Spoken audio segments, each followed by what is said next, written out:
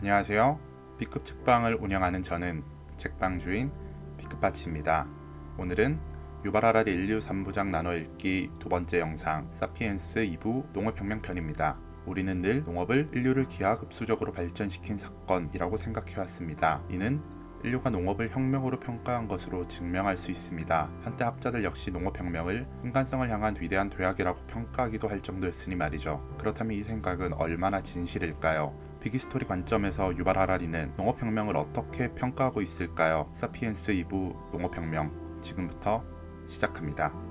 약 7만 년 전 인지혁명 이후에도 인류가 삶을 유지하는 방식은 채집과 수렵이었습니다. 해가 뜨면 동굴 밖으로 나와서 여러 과일이나 풀을 채집했고 어쩌다 한 번씩 단체로 수렵을 나가서 단백질 보충원을 얻었습니다. 그러다 더 이상 그 동굴 근처에서 얻을 게 없으면 다른 곳으로 이동했고 그곳에서도 이전과 같은 방식으로 살아갔습니다. 하지만 이는 약 1만 년 전부터 달라지기 시작했습니다. 책에 따르면 이때부터 사피엔스는 거의 모든 시간과 노력을 몇몇 동물과 식물종의 삶을 조작하는 데 바치기 시작했다. 인간은 해 뜰 때부터 해가 질 때까지 씨를 뿌리고 작물에 물을 대고 잡초를 뽑고 좋은 목초지로 양을 끌고 갔다. 이런 작업을 하면 더 많은 과일과 곡물과 고기를 얻게 되리라고 생각했던 것이다. 인간이 생활하는 방식의 혁명, 즉 농업혁명이었다. 사피엔스는 농업혁명을 인류 역사 최대의 사기극이라고 평가합니다. 농업혁명이 현재를 살아가는 우리를 만드는데 크게 일조한 사건이라는 믿음을 환상이라고 비판합니다. 농업혁명으로 인류가 사용할 수 있는 식사 총량이 늘어나긴 했지만 동시에 과도한 인구 폭발과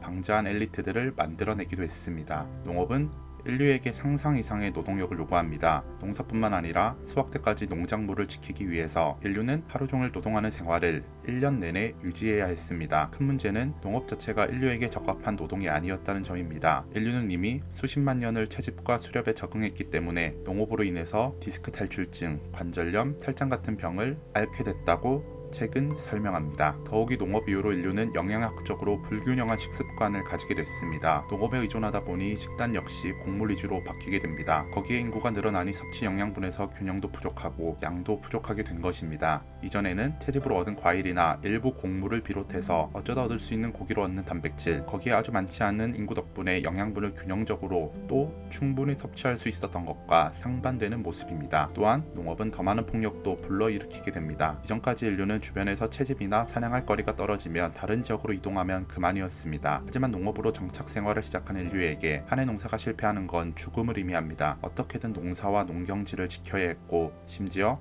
자기 집단이 농사에 실패하면 다른 집단이 수확한 것이라도 빼앗아 와야 했습니다. 최근 이 과정에서 인류에게 폭력이 두드러지게 됐다고 설명합니다.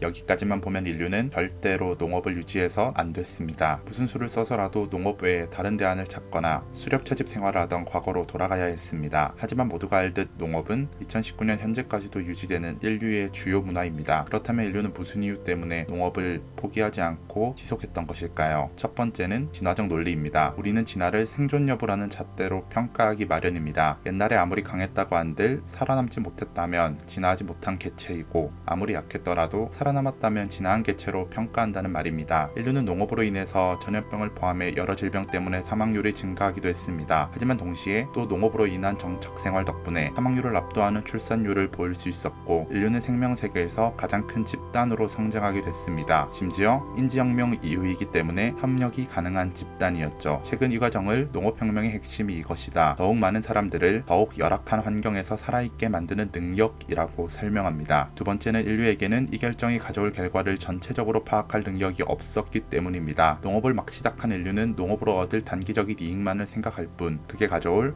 감당할 수 없는 인구와 영양학적 불균형이나 그로 인해 발생할 사회 문제는 생각하지 못했습니다. 현재 우리가 우리 선택의 긍정적인 결과만을 생각하는 것처럼 말이죠. 역사 이래로 인류는 나쁜 일이 일어날 거라고 생각하면서 새로운 일을 시도하지 않는 게 사실이기도 합니다. 세 번째는 변화 그 자체에 있습니다. 수렵과 채집에서 농업으로 변하는 건 하루아침이 아니라 오랜 기간에 걸쳐 서서히 변한 것입니다. 과도기에는 인류가 예상했던 긍정적인 변화가 뒤따랐습니다. 문제는 과도기를 넘어서 모든 생활 방식인 농업으로 정착한 과거와 과도기 를 기억한 이가 모두 사망한 이후에 발생합니다. 과거를 구술해줄 선대를 잃은 세대에게 농업은 당연한 일상입니다. 감당할 수 없을 정도로 인구가 늘고 질병이 생겼지만 어쨌든 또 생존하기 위해서는 농업 외에 다른 대안이 없었던 것입니다.